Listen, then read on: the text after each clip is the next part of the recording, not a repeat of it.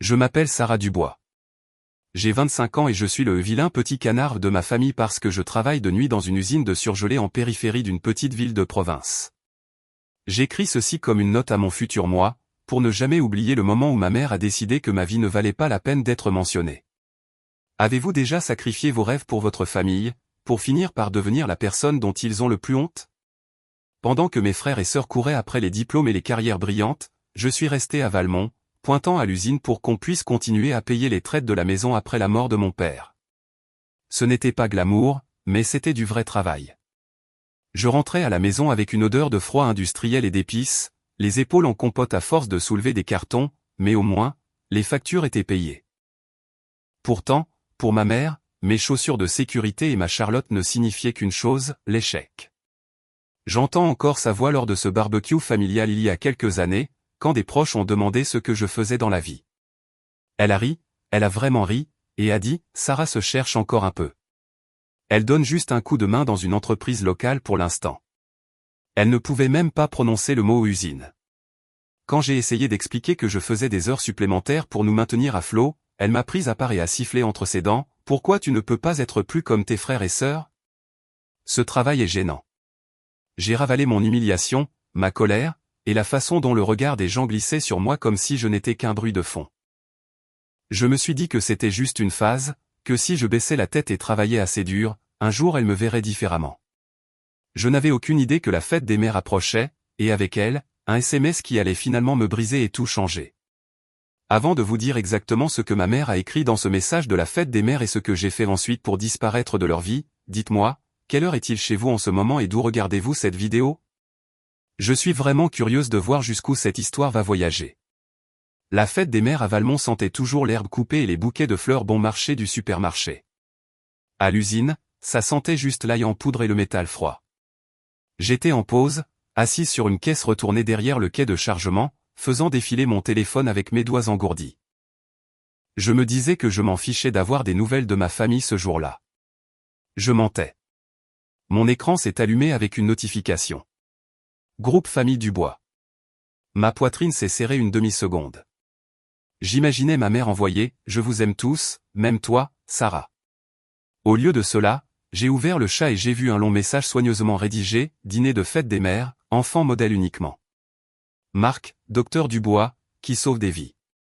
Emma, notre directrice artistique, qui rend le monde plus beau.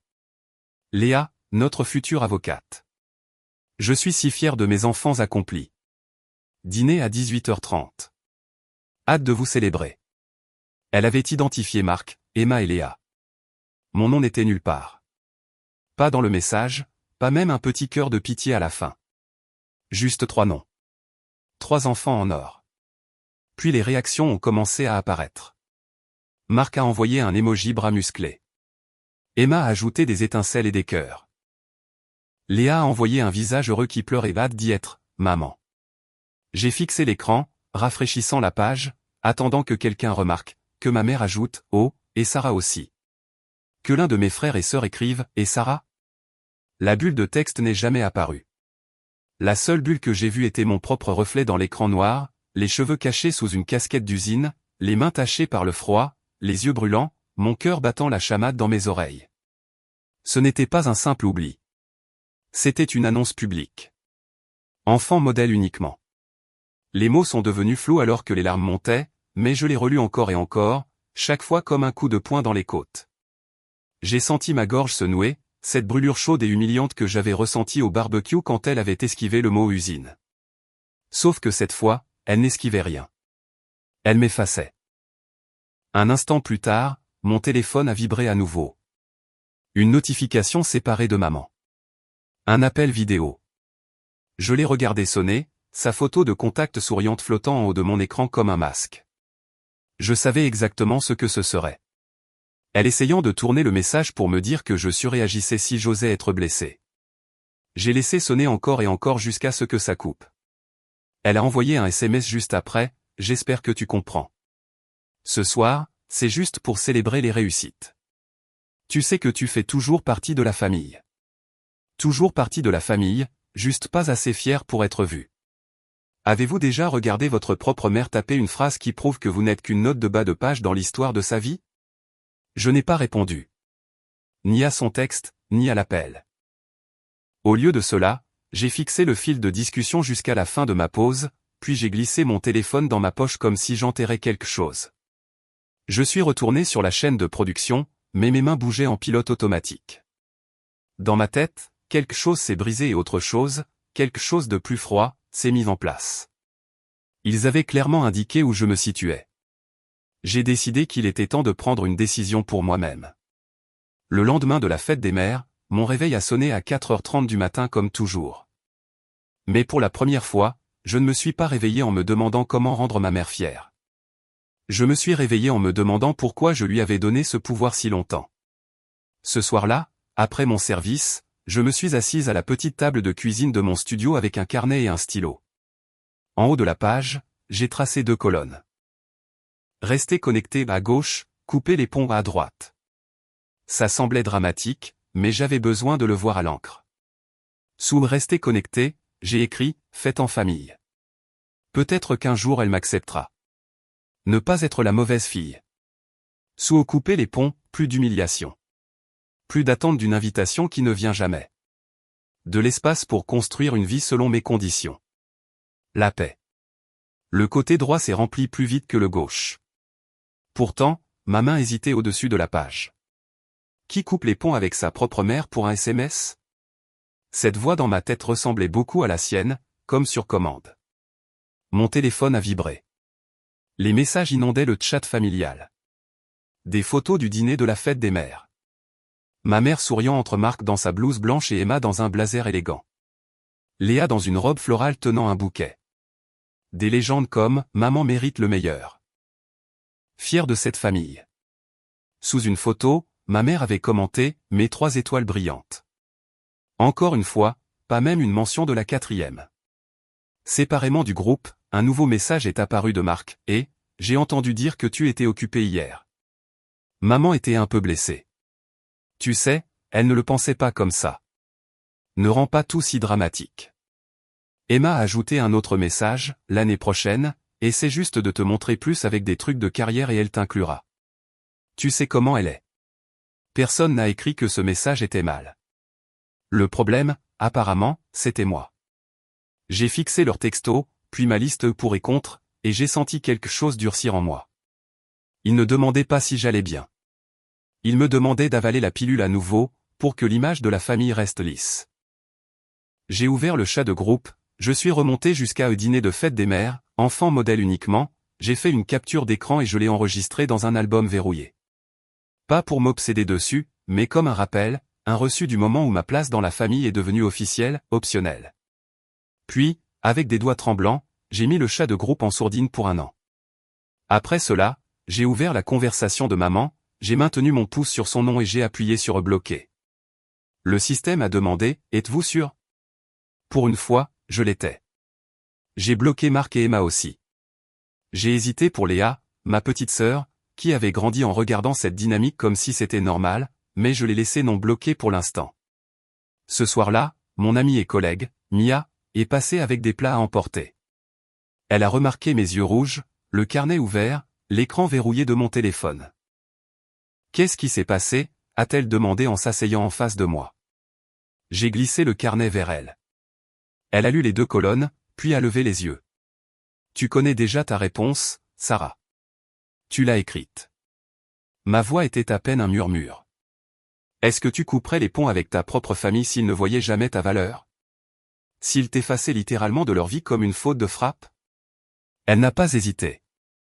Je couperais les ponts avec quiconque me ferait me sentir plus petite exprès, lien du sang ou pas. À ce moment-là, quelque chose s'est apaisé. J'ai pris mon stylo et au bas de la colonne de droite, j'ai écrit en majuscule « Je m'y choisis ». Le lendemain matin, je me suis réveillé avec les yeux bouffis, mais une étrange légèreté dans la poitrine. Pour la première fois, la famille n'était pas automatique. C'était un choix, et j'en avais enfin fait un. Une fois le bruit du chat de groupe disparu, ma vie est devenue plus calme.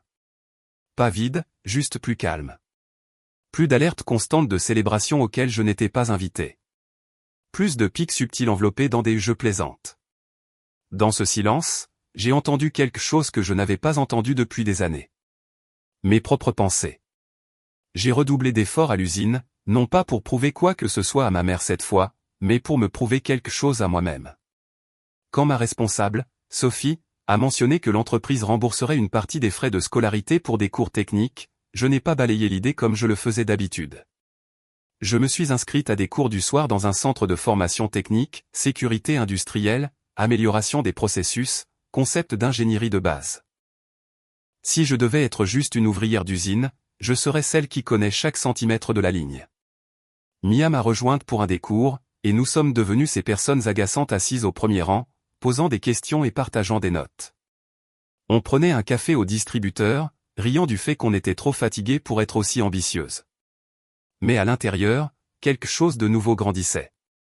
Une fierté tranquille qui n'avait rien à voir avec un diplôme encadré, et tout à voir avec le choix de ma propre voie. Un mardi soir, je me précipitais dans le bâtiment, une pile de feuilles dans les bras, quand j'ai entendu une voix familière derrière moi.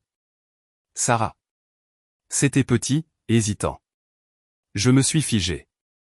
Je me suis retourné et j'ai vu Léa debout près du panneau d'affichage, serrant un sac à dos. Ses cheveux étaient relevés en un chignon désordonné et elle portait un sweat à capuche de l'université.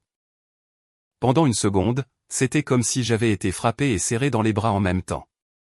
Léa, ai-je réussi à dire. Elle a hoché la tête, les yeux écarquillés. Je ne savais pas que tu prenais des cours ici. J'ai dégluti. Je ne savais pas que toi non plus. Le silence s'est étiré. Puis elle a laissé échapper, maman ne sait pas que je me suis inscrite à ce programme. Elle pense que je m'en tiens juste au droit, mais je voulais voir ce qu'il y avait d'autre. C'était là, une fissure dans l'image parfaite. Nous nous sommes assis sur un banc dans le couloir, les genoux se touchant presque. J'ai vu le message de la fête des mères, a-t-elle dit doucement. Je voulais dire quelque chose, mais Marc m'a dit de ne pas faire d'histoire. Je suis désolé, Sarah. Ces excuses ont frappé plus fort que le texto de ma mère. Ce n'était pas ton travail de réparer ça, ai-je dit, même si une partie de moi aurait aimé qu'elle essaie. Léa a tortillé la sangle de son sac. Maman est bizarre depuis. Elle agit comme si tout allait bien, mais elle continue de parler de toi. Pas d'une bonne manière. Plutôt comme si elle était en colère que tu ne poursuives pas le chemin qu'elle avait prévu pour toi. Et maintenant que tu es parti, elle continue de demander pourquoi tu surréagis. Elle est gênée, mais elle ne l'admettrait jamais. Donc, elle est gênée que je sois gêné. J'ai ricané. C'est cohérent.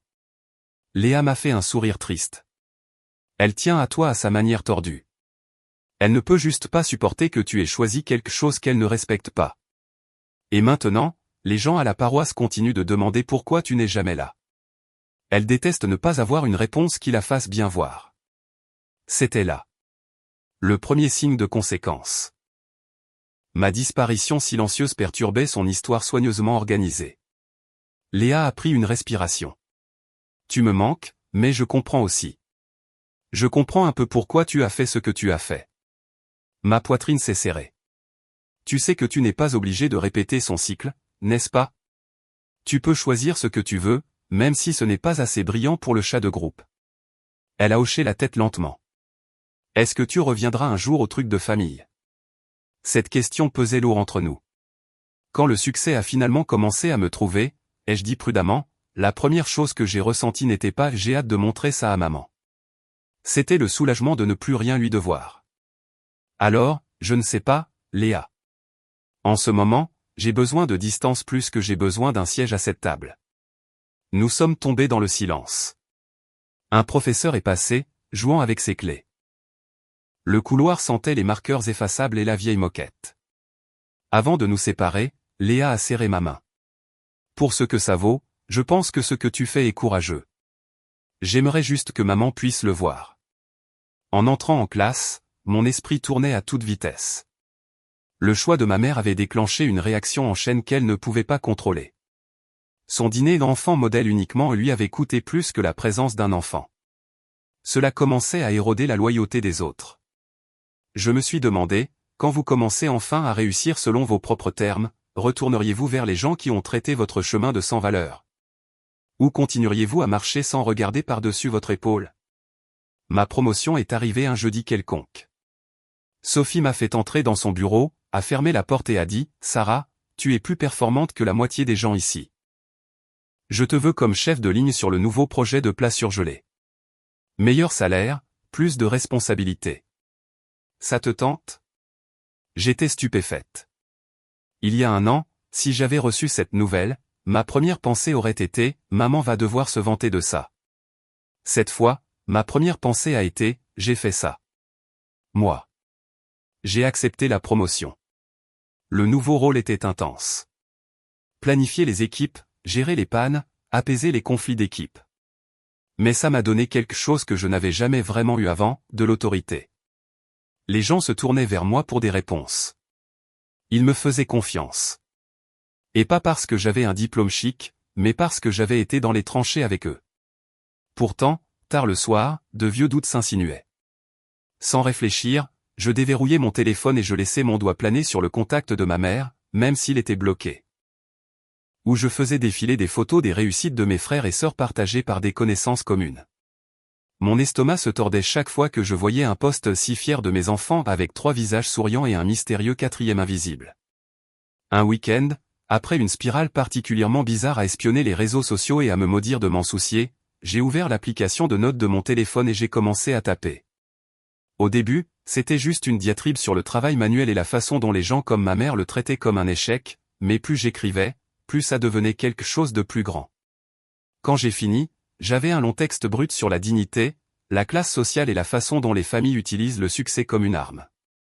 Sur un coup de tête, je l'ai copié dans un blog anonyme sur une plateforme dont Mia m'avait parlé. J'ai appuyé sur publier avant de pouvoir me dissuader, en le titrant « Enfant modèle uniquement, quand votre famille invite tout le monde sauf vous ». Je n'ai pas mis mon nom. Je n'ai pas mentionné de ville spécifique, mais j'ai décrit le chat de groupe. La phrase exacte, dîner de fête des mères, enfant modèle uniquement. J'ai décrit le sentiment de voir son nom disparaître de la phrase de sa propre mère. J'ai demandé en plein milieu du post, votre estime de soi dépend-elle des gens qui refusent de la voir, ou pouvez-vous apprendre à la construire quand même? Je m'attendais à ce que peut-être 3 personnes le lisent. Au lieu de cela, en une semaine, il a eu des milliers de vues. Les commentaires affluaient d'inconnus. Je pensais être la seule. Ma mère a fait quelque chose de similaire quand je suis devenu mécanicien. Couper le contact m'a sauvé la vie. La validation de gens qui ne me connaissaient pas m'a guéri d'une manière que le silence de ma mère n'aurait jamais pu faire. Mia a trouvé le blog et m'a envoyé un message, « C'est toi, n'est-ce pas? Je suis fier de toi pour avoir dit la vérité. » Puis quelque chose d'intéressant s'est produit. Une des amies de la paroisse de ma mère, quelqu'un que j'avais encore sur les réseaux sociaux, a partagé l'article sur sa page avec la légende, « Ça m'a brisé le cœur. » Parents, ne faites pas ça à vos enfants. Le lendemain, une autre connaissance commune l'a partagé. L'histoire voyageait dans les mêmes cercles que ma mère fréquentait, et elle n'avait aucune idée qu'elle était la méchante. Ou peut-être qu'elle le savait. Parce que quelques jours plus tard, un numéro inconnu a appelé mon téléphone. J'ai laissé aller sur la messagerie. Plus tard, j'ai écouté. C'était la voix de ma mère, tendue et serrée. « Sarah, c'est maman. J'ai entendu cette histoire qui circule en ligne. Les gens continuent de me l'envoyer en disant que ça semble familier. J'espère que tu n'es pas impliqué dans quoi que ce soit qui donne une mauvaise image de notre famille. Nous devons parler. Rappelle-moi. Pas est-ce que ça va? Pas est-ce que je t'ai blessé? Juste inquiète de son image. Je ne l'ai pas rappelé. J'ai gardé le message vocal, cependant. Un autre reçu. Alors que le blog continuait de circuler, Sophie m'a prise à part au travail un jour. Et, question au hasard, a-t-elle dit. J'ai lu ce post sur quelqu'un dont la mère les a exclus d'un dîner de fête des mères. L'auteur te ressemblait beaucoup. J'ai senti mes joues chauffer. Peut-être, ai-je dit prudemment. Elle a souri. Si c'était toi, tu devrais savoir que c'était puissant. Et quiconque peut diriger sur la chaîne et écrire comme ça. Tu iras loin, Dubois. Ne laisse personne te dire le contraire. Ce soir-là, j'ai imprimé mon article de blog et la liste pour et contre de quelques mois auparavant. Je les ai mis dans un dossier étiqueté preuve que je ne suis pas folle. Quand les doutes venaient, je l'ouvrais et je me rappelais que j'avais le droit de définir ma valeur. Ma mère pouvait perdre le sommeil sur la perception publique si elle le voulait. J'avais fini de perdre le sommeil sur son approbation. L'invitation à l'événement communautaire est arrivée par Mia. Ils font une soirée de contes en ville, a-t-elle dit en agitant un flyer devant mon visage pendant notre pause déjeuner. Le thème est « Quand la famille dépasse les bornes ». Tu dois le faire. Absolument pas, ai-je dit la bouche pleine de sandwich. C'est une chose d'écrire anonymement. C'en est une autre de monter sur scène et de raconter à tout le monde le pire moment de ma mère. Mia a souri. Ou ton moment le plus fort. Pense à toutes les personnes qui ont commenté ton blog. Et s'ils étaient dans cette pièce? Tu pourrais être la raison pour laquelle quelqu'un s'éloigne enfin d'une situation toxique. L'idée s'est logée dans mon cerveau et a refusé de partir. Une semaine plus tard, mon nom était sur le programme de l'événement. Le soir de la soirée de contes, ma main tremblait tellement que j'ai failli laisser tomber le micro. La salle était un mélange d'inconnus. Certains en sweat à capuche, d'autres en tenue de bureau, certains avec du maquillage coulé par les larmes comme s'ils avaient déjà entendu quelque chose qui les touchait de trop près. Je me suis éclairci la gorge et j'ai commencé avec la phrase que je savais percutante, ma mère m'a traité de honte parce que j'ai choisi de travailler à l'usine. Un murmure a parcouru la salle. Je leur ai parlé du barbecue, des explications esquivées, du texto de la fête des mères. J'ai récité les mots exacts, regardant les visages grimacés à enfants modèles uniquement.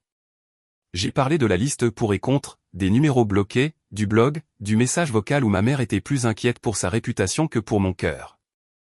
Au milieu, j'ai fait une pause et j'ai posé la question qui m'avait autrefois anéanti, avez-vous déjà regardé votre propre famille et réalisé que vous n'êtes aimé que selon leurs conditions? Que leur amour disparaît au moment où vous arrêtez de les faire bien paraître? Des dizaines de personnes ont hoché la tête. Quelques-unes ont essuyé des larmes. C'était comme respirer sous l'eau toute ma vie et soudainement atteindre la surface. J'ai terminé par ceci, je croyais que la famille était une dette que je devais.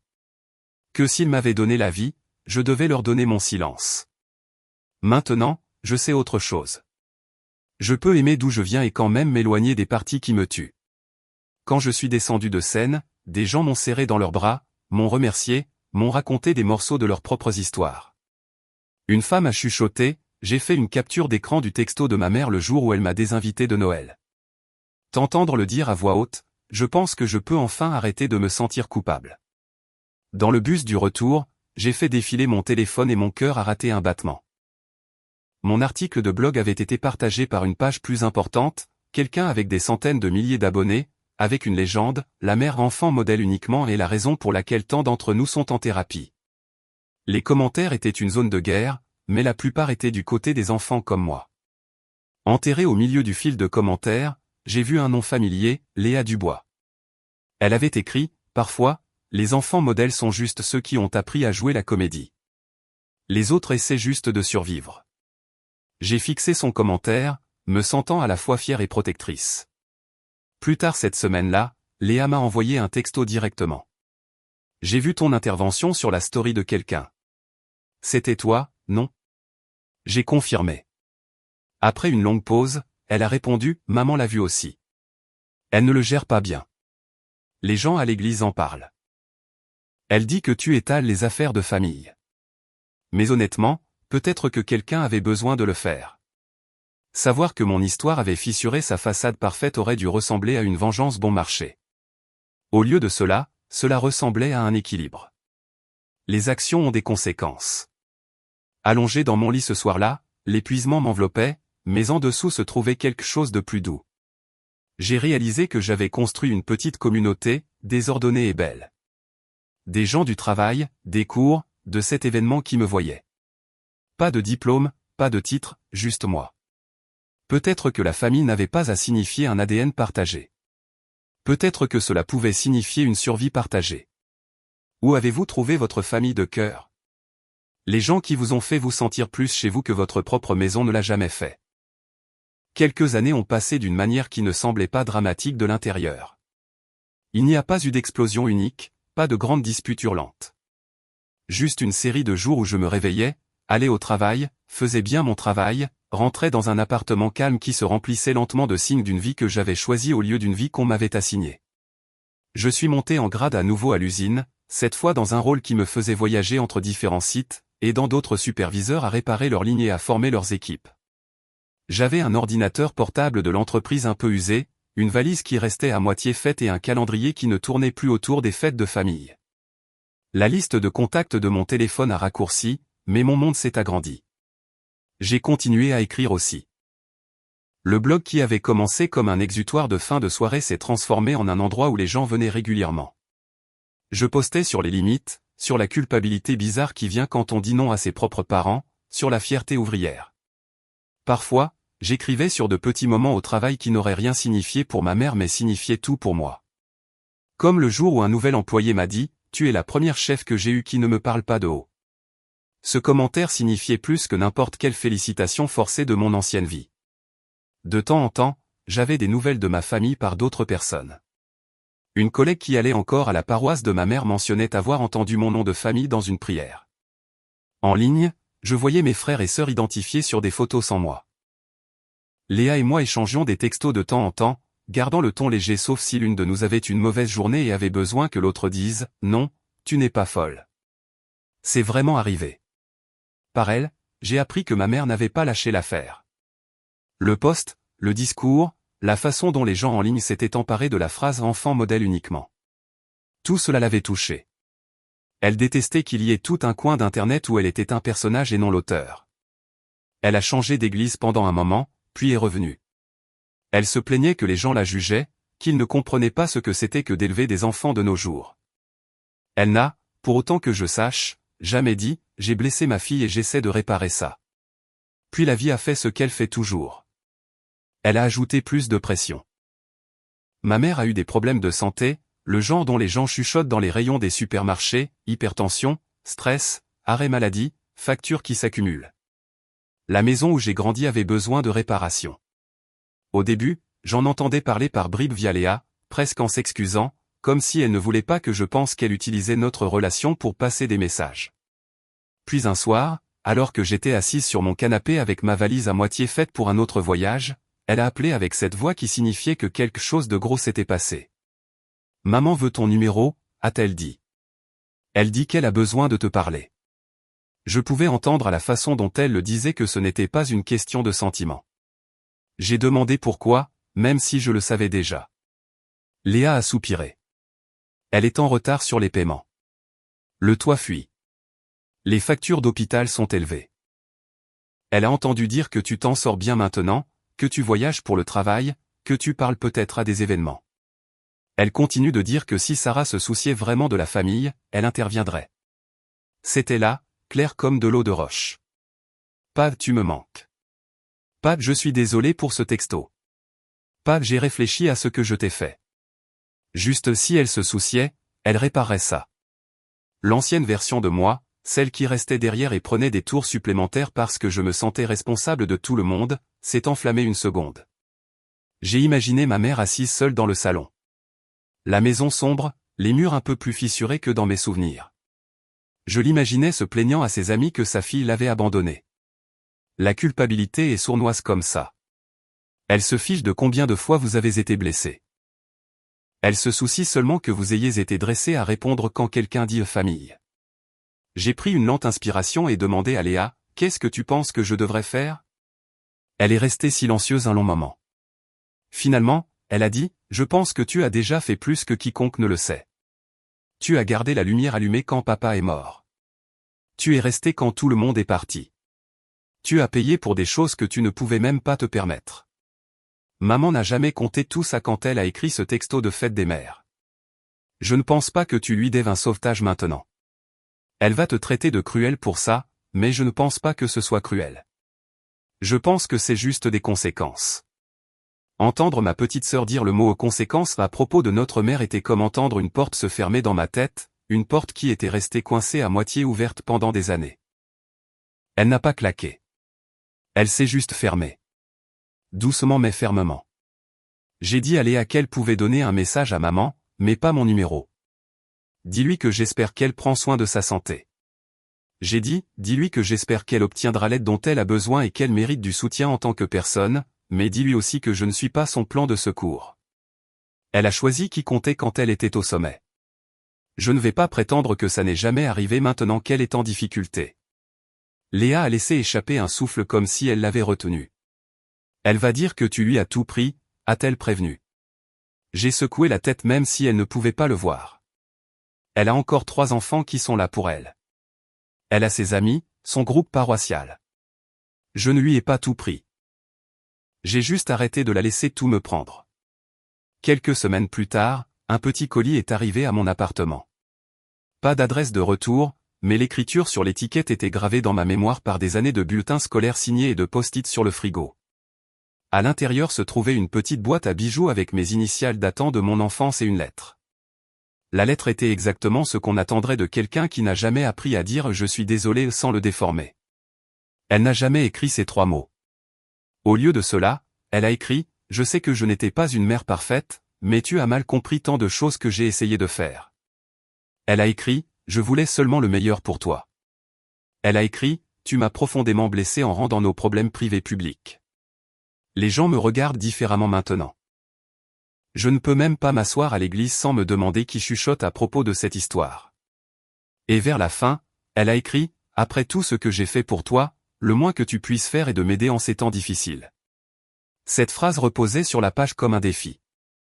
Il fut un temps où j'aurais saisi un stylo, l'aurais appelé, l'aurais supplié de voir mon côté, aurais offert de l'argent que j'avais à peine. Cette fois, j'ai posé la lettre et j'ai fait autre chose.